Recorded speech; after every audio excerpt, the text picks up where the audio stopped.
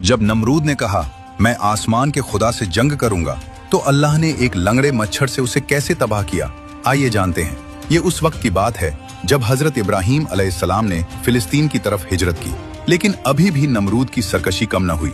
अल्लाह ने उस पर अजाब भेजने से पहले अपनी सुन्नत के मुताबिक उसे संभलने का मौका दिया। रिवायत में आता है कि अल्लाह ने एक फरिश्ते को इंसानी शक्ल में नमरूद के पास भेजा।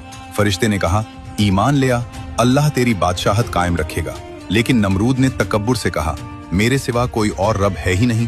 फरिश्ते ने दूसरी बार और फिर तीसरी बार दावत दी, लेकिन नमरूद ने हर बार इनकार कर दिया और कहा, मैं आसमान के खुदा से जंग करूंगा, अपनी फौजें जमा करो, मैं अपनी फौजें लाता हूँ।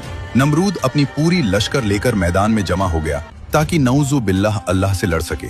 अल्लाह ने उसके मुकाबले के लिए कोई बड़े फरिश्ते या तूफान नहीं भेजा। अल्लाह ने आसमान से मच्छरों का एक दरवाजा खोल दिया। मच्छरों की तादाद इतनी ज्यादा थी कि उन्होंने आसमान को ढांप लिया और मैदान में अंधेरा छा गया। नमरूद की फौज अभी कुछ समझ पाती कि इन नन्हे जानवरों ने हमला कर दिया।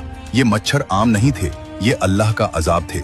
उन्होंने सिपाहियों का खून पी लिया और उनका गोश्त खा गए, यहाँ तक कि मैदान में सिर्फ सफेद हड्डियां और बिखरे हुए हथियार रह गए।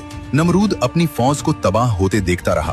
फिर अल्लाह के हुक्म से उन मच्छरों में से एक लंगड़ा मच्छर नमरूद की तरफ उड़ता हुआ आया और उसकी नाक के जरिए उसके दिमाग में घुस गया। अल्लाह ने उसे ऐसी अजियत दी कि वो मच्छर उसके दिमाग के अंदर काटता रहता था। दर्द की शिद्दत से वो चीखें मारता था। उस बादशाह का हाल ये हो गया था कि उसे सुकून सिर्फ तब मिलता जब कोई भारी चीज जैसे जूता या चप्पल उसके सर पर जोर से मारता। वो अपने नौकरों के आगे गिड़गिड़ाता कि मेरे सर पर जूते मारो।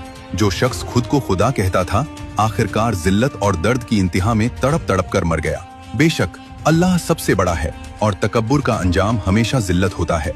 अगर आप भी मानते हैं कि इंसान कितना भी बड़ा हो जाए, सबसे बड़ा सिर्फ अल्लाह है, तो लिखिए अल्लाहू अकबर।